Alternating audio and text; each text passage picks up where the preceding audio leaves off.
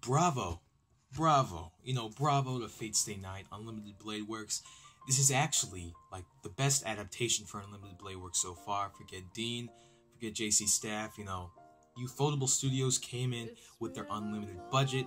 They made good fights. They pretty much, everything was spot on. There were a few things that they forgot. But all in all, this is a really enjoyable anime. And I hope you guys enjoyed it too. Now I'm just going to give my full thoughts and analysis for episodes 23 to 25. Basically, in episodes 23 and 24, it was Shiro and Rin going against Gilgamesh and trying to stop the Holy Grail.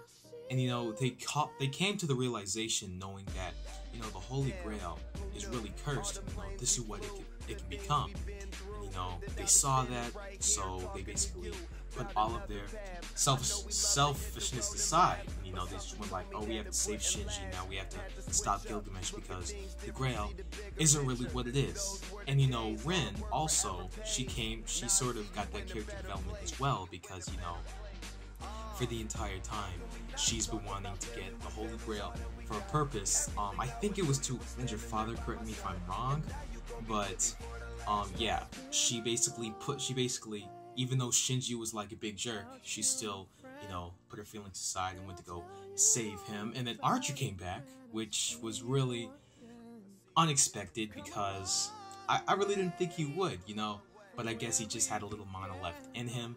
And then this is one of the first times where we actually see him with, like, a good smile. Like, his eyebrows were up. It wasn't like that, I guess you could say it wasn't like that prideful smile, but, it was really kind.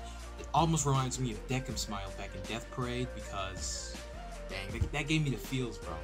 When Deckham smiled, because he never smiled this entire time. So, that was similar. And then coming into this episode, this is sort of like a time skip onto what happened.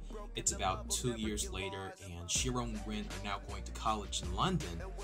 And right now they're studying magic. They want to be in the National Mages Association, or the Mages Association.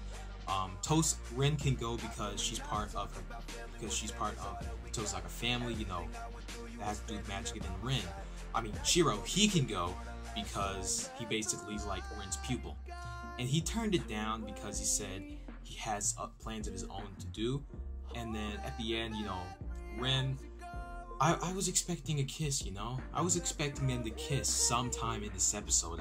We already see that they're a couple, but but then again, you gotta give Fate credit for not letting it be cliche, There doesn't have to be a kiss at the end, It was already shown that they were both a couple after the Holy Grail War, so that's really cool.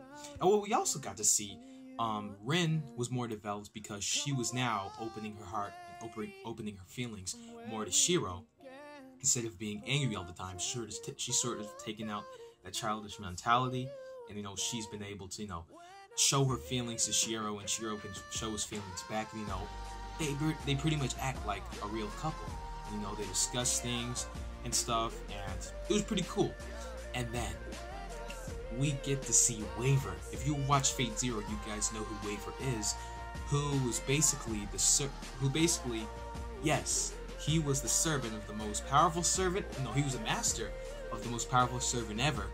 I guess you can know who that was in Fate Zero, but we see him, and he's basically discussing Shiro being a hero of justice, and then he says that it's a stupid dream, but at the same time, it's not humorous. You can't laugh at it, because it may be idiotic to you, but at the end of the day, you gotta respect it. And then at the end, still, like, we didn't even get a kiss or anything. That's what I'm still sort of hooked up on, but all I've got to say, get ready for Heaven's Field, because we're going to get a movie on that. I think the third adaptation for Fate Kali is coming out, so we have a bunch of new stuff coming out in the Nasuverse. But tell me in the comments, what did you think about this series? My final thoughts, I'd probably give it a 7.9 out of 10, because, I rate it as a pretty good series.